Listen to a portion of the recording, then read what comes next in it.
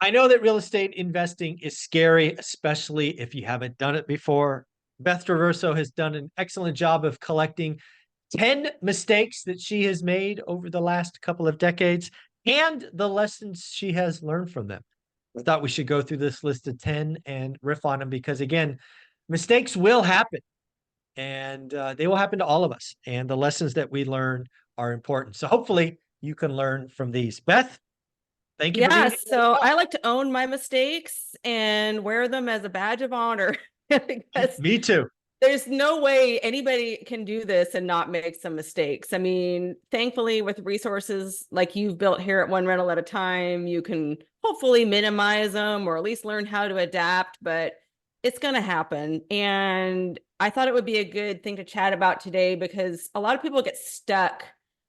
They don't want to make a mistake or make a bad decision. So therefore, they sometimes will make no decision, Mhm. which is a decision in itself. So it's It really deciding to do is. nothing. It's just a different decision.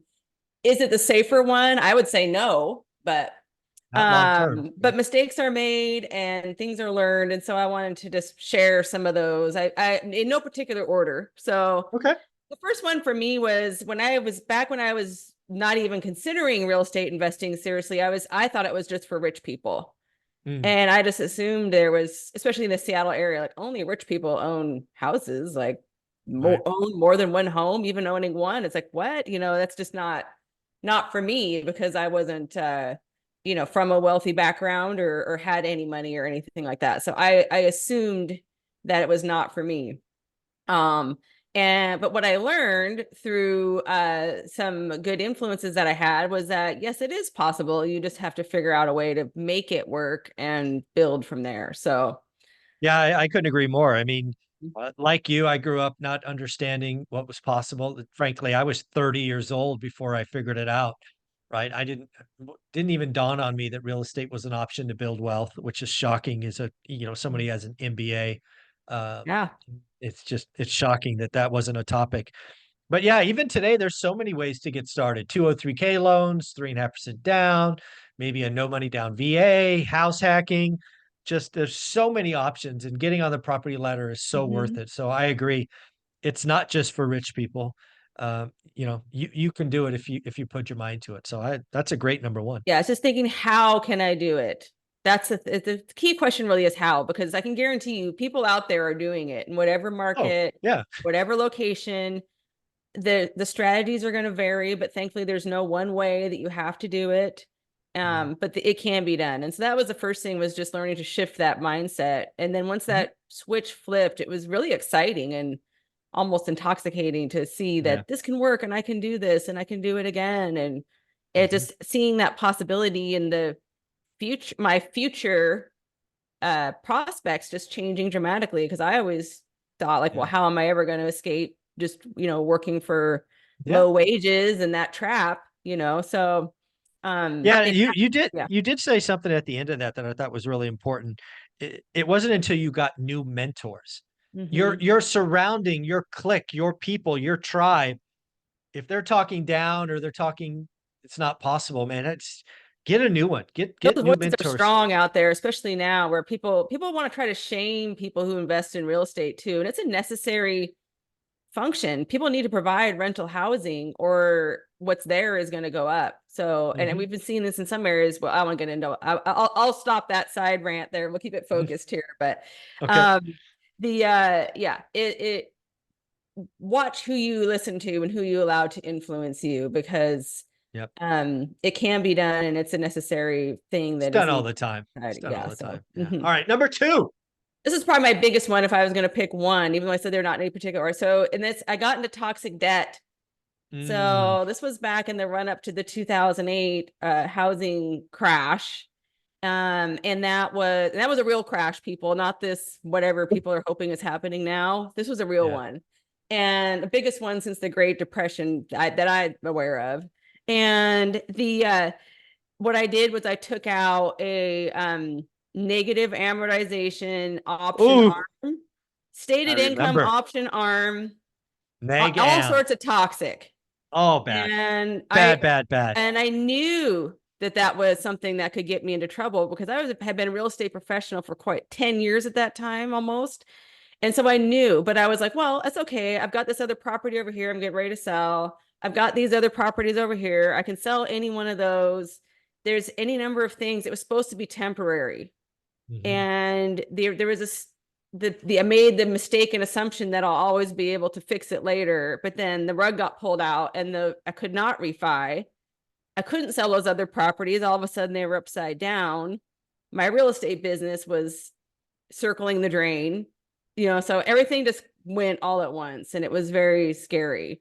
And that was a mistake that it's not even, they don't even offer those loans now. I No, don't they're think illegal now. No, it's they're illegal. illegal. Congress or they decided that nobody should be getting those loans, and that's for good reason. So Yeah, a negative negative toxic loans. amortization, for people don't know, it was like that you're qualified based on the initial payment, but the initial payment is not even factoring, it's lower than interest only. It's not even Yeah, paying the interest, and the interest gets tacked on to the yeah, balance that you owe. And you have to pay the piper after a certain amount of years. It all yeah. comes due. I think it was five. I don't remember if it was 3 years, 5 years. I forget. But They ranged from 2 to 5. The yeah, it might have negative been was 2. two It to might five. have been 5. I don't remember. But I remember it came due and my payment went up. I think I like tripled overnight and I couldn't afford it. So thankfully I didn't lose my home, but I Yeah, was able to do a workout. a workout. I forget what they call it, but basically we reconfigured the loan and Yeah, got it loan figured out. modification. Modification. Thank you. That took about a year and it was a nightmare, but we did it. Yeah, So one of the things that I want people to hear from this, and again, we're going to see it this go around in commercial, folks. It is always the debt that gets people. It's always the debt, whether it's the negam toxicity, whether it's a 5-year term coming due where the first rate was 3 and now it's 7. It's always the debt that blows these things up. So be yeah. careful. 30-year And fixed rate debt if you can. there's everyone that got themselves into some trouble with debt that I've ever met, including myself, was somebody who thought they had it figured out. Mm-hmm. So, and then that option or multiple options all go away at once. So it seems like those things kind of happen in clusters. It's never just one thing. It's like, it's not Agreed. just one leg of the stool gets kicked out. It's like multiple legs and then you're Mhm. crashing. So Yep. anyway, that was my biggest, I will never, ever, ever, ever, Mhm. ever do that again. So, Amen. and Me thankfully it's neither. not even possible, but whatever option, whatever thing they come up with the No, next time, I'm not doing that either. no, if So it doesn't fixed cash rate. flow with 30-year fixed rate debt, I'm not buying it. Just that Don't. simple. Yeah, just don't, people. Even if it's just temporary for a flip, that's a lot of who lost their homes was Yeah, the flippers. flippers. They were just gave Yep. them all back to the bank. Yep. Take them. So, Yep. Yep. mm-hmm. Yep. All right. Yeah. Number And 3. then, yeah, so I did not explore financing options after all that mess. And I just assumed that's it, I'm done, because those loans I was using I'm a self-employed person. So the way I was doing it was they would go off your credit, your assets, and whatever else, and give loans based on that. And then anyway, the types of loans I was getting went away. And I just assumed that, well, I guess that means since I can't get Fannie Mae financing or whatever, I thought, well, I'm just done now. I can't buy any more houses. Yeah. And granted, I need to take a while to take a breather anyway, but I lost. You needed some time. Yeah. It's not like, oh yeah, I went through this horrible experience. Let's go buy more houses. It wasn't like that. But after a while, I probably should have, because those were the glory days of investing, right? We were around like 2010, 11, 12, all the way through Yeah. 2013 were the glory days of the short sales and the bank owned homes or distressed sellers that just need to move. And those were some great deals to be had. But I just assumed that I couldn't get any of those. And I never even looked into DSCR or any type of private or seller finance, none of that. I never looked into any of that because I didn't even know how it worked. And I lost 10 years. So I didn't buy any properties from 2007 until about 2017 was when I think I started buying again. It took that long. Wow. So I still ended up okay, right? I didn't lose anything during that time. We never lost a property. And I think we had maybe 5 properties in 2008. We managed to keep them all, but then didn't buy any more for a very long time. And I could have been a lot farther ahead. So be it. But Yep. I I like learned it. to explore other options for financing, so I don't have to be trapped into one like narrow lane for Yeah. financing. I like it. Number 4. Yeah. I bought a new construction rental, which that can work in some parts of the country, but here in the greater Seattle area, no.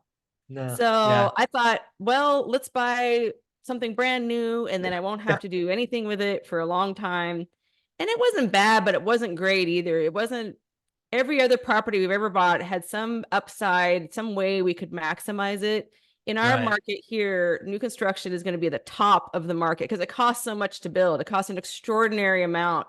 Yeah. I think the cost before you even start building anything are about $145,000 per unit or something. That's before you even start even building Wow. a house. So Wow. and so anyway, it's going to be very expensive. And we bought something. It was an HOA too, which is another thing. I did put that on my list, but I won't buy an HOA again. It was just way too problematic and high maintenance. I wanted low maintenance, ended up being high maintenance. So Mhm. we did end up selling that and 1031 exchanging into something else after a few years because Nice. it just seemed like, where's the opportunity here? I need to see some sort of upside where I can Right. do more with it. So we 1031 into something that we could do value add, which is More more with, yeah. Makes specialty. sense. All right. Yeah. Number 5. Yeah. This is a big one. I ignored my gut and disregarded my tenant screening criteria. Ooh. Yeah. Oh Don't do man, that. have I made some horrible mistakes on that. Every bad tenant I ever had some red flag on their application, but they had a story, some reason why they didn't have Mm-mm. rental history. I've learned that they do have rental history. They just don't It's want not you to know good. what it It's not is. good history. Yeah. The previous landlord had to pay him to leave or cash Yeah. or whatever. Like we don't know. But so I got sucked into the stories and the BS really. So and I Yeah. let I've people come been in there. because I was worried about a vacancy. And so I just let somebody move into my property. And now, especially now, you can't make that mistake because it's No. so difficult to get rid of someone. So Yeah. do not do I that. same way. I've heard every story. I believe everything. I've been burned every time. Nope. We have a criteria. I don't care what the story is. Criteria is the criteria. People get jaded. I like to give people chances and I'm a giving person, but I just not with that anymore. Nope. Not I'll give happening. in other ways, but I won't give in that way. Amen. So not anymore. I rented an illegal unit and in the city of Seattle, I had one of these bad tenants that was a professional bad tenant, it turns out, and Aha. he knew that it was an illegal unit and he knew that I couldn't evict him from that illegal unit. I talked to attorneys. This is going to vary from municipality to municipality, but they said you should never have been rented. It was a cottage house. Now we would call them an ADU, but it was a cottage house built 100 years ago in the Mm, backyard of this house in Seattle. And I didn't know it wasn't legal to rent it. Nowadays, mm, it probably is. It wasn't then. Anyway, it turned out I could not get rid of him. And then he exploited that and used that as a way to do whatever he wanted there and not pay rent and cause a lot of mm. disruption. So Wow. I will Not never fun. do that again. You know what? And so some people ask, well, what do you do? What do you do with that extra space back there? I just rented it all under one lease and then it's legal. Exactly. I don't care who sleeps where. All of you are all on this lease. Do Yep. what you will. The rent was the same. I didn't lose any Yep. money doing that. So, and it Yeah. I've gets done the easier. same. You don't have much turnover. So I learned from that. Yep. Amen. Um, Number 7, I rented to friends and family. I won't do that anymore Don't because I do value that. my relationships with friends and family too much. And despite all the good intentions that go into it, it just has never worked out for Oh, me. it's horrible. No, I would And never for do that. some reason, some people feel like they don't, if they're a friend or family, they feel like they don't have to pay you, Yeah. like you'll That's exactly. understand or Yeah. something because the phone company or the electric company, like they won't understand, but maybe Beth will, or maybe Mike Yeah. will. Yeah. I'll Exactly. pay you No. later because XYZ. And it just, then but my mortgage company doesn't care what excuse, so paying Yep. that payment had to happen regardless. And so I will not rent to friends and family ever Amen. anymore. No, Yeah, I never. value the relationships too much. Number 8, I didn't network. Mm. Um, Yep. I didn't know a lot. Granted, it's so much easier now with one rental at a time community and other communities out there, Facebook, etc., or in-person meetups. Never did any of that. Now, granted, back in the day, it was harder to do, but I only knew maybe one or two. You just happen to organically know somebody like, oh, here's this guy who has rentals, and you just kind of get to know, or gal, and you just kind of get to know that person. Hmm. But I didn't hang around and mastermind and strategize and get ideas from people that were investing in my area. And Yeah. I think I lost a lot. Part of that 10 lost years is probably because of that. I didn't have anybody out there going, "Hey, Beth, Nobody you whispering should in be your doing, ear. look what I'm Yeah. doing here. I'm buying these amazing deals. You should do it too. And tell me how they're doing it and how I can do it." So Yeah. not I having like it. that network really cost me. Number 9, I overspent on remodeling. So Been there. think about your plan. If you're not flipping or remodeling to sell in a short period of time, if you're going to keep that as a long-term rental, it's not worth putting high grade. In most cases, it's not worth Right. putting high grade finishes in there. So, Agree. like for example, my first rental, I bought it and it had a pink carpet. And I'm like, this is horrible. No human being is gonna want to live here with this pink carpet. It was fine, but it's pink carpet. And then I rented it to a group of guys that were like college students, and they trashed the new carpet I put in there. And it was like 4 or 5 grand or something, a lot of money for me back then. And Hmm. that was wasted, complete waste of money. So nowadays I might replace it with LVP. We didn't have that back then, but Yeah. something that's going to be really durable that you never have to replace it again. Hmm. But that's worth doing, things that are durable. But like taking that carpet and replacing it with some other kind of carpet was the dumbest thing I could have done as a Yeah. new Been investor. I there. needed that 4 or 5 thousand. I shouldn't have spent that. Yeah. So Yeah. I had to Love replace it. it anyway. Yeah. Love it. All right. Number 10. Yeah. I bought it in a not so great area. I'm calling it not so great. Some people might call it other things, but like, Yeah. yeah, those were always the ones for me. Now, some people are killing it in the not so great areas. It just wasn't for me. Maybe I wasn't, I don't know, Yeah. calloused Yeah. enough, or I don't know. I don't know what the deal was, but it just seemed like those were the ones that were always having the problems, and the Yeah. turnover was higher, and All the above. felt The like I was always headaches. losing money. And so those Yeah. were the ones that, at some point on any, I've done it with a few of those, but at some point on any of them, I got to a point where I was just like, I got rid of the most recent tenant, or they finally moved out or something. I'm like, that's it. I'm just done. And so I've 1031 exchange them into something that's going to be a better class of neighborhood and lower drama factor. I don't want like that drama taking up space in my world is not worth it. Yeah. So now I like to I buy starter homes in A or B neighborhoods is kind of where my buy box is now, but I Yeah. learned that The, by making some the, bad choices along the way. I love your 10 list. The only one that I would throw on top of that that bit me is in the beginning, I tried to band-aid everything because I didn't have a lot of money, right? The cash flow wasn't great. It was a couple $100 a month. So any kind of repair, I was looking at it like, okay, if I have to replace, it's going to be, X. If I try to tinker and tape it and duct tape it together, it's Y, and Y is less than X. That never Yeah. worked out for me. It always became a Oh man, bigger tell me problem. about it. Or like trying to fix the appliances that it's a losing Yeah. game. You spend $500 replacing a fridge. Like I could have just, Yeah. yeah, I've Yeah. done So that. Yeah. Mm-hmm. yeah, there's a lot of mistakes in Great the one. beginning when it's tight in doing it. The math of going to a not so nice area, not networking, not investigating more lending. That was a great list of 10 things. And again, you learned and you still ended up in an amazing place, even though you Yeah, had an look, you air can, gap of a decade. I know, I want to tell people that you can make all those mistakes and still do well. As long as you don't, as long as you learn and keep moving forward. Yep, Yeah. exactly. Well, Stopping Beth, would be the worst mistake. So don't yeah, do that. yeah, keep doing the work, keep networking, getting positive communities like one rental at a time is a great idea. Beth, where can they find you so they can get referrals to other top Yeah. agents? Yeah. So I can be reached at bethtraversogroup.com. Awesome. Thank you so much, Beth. Thank you.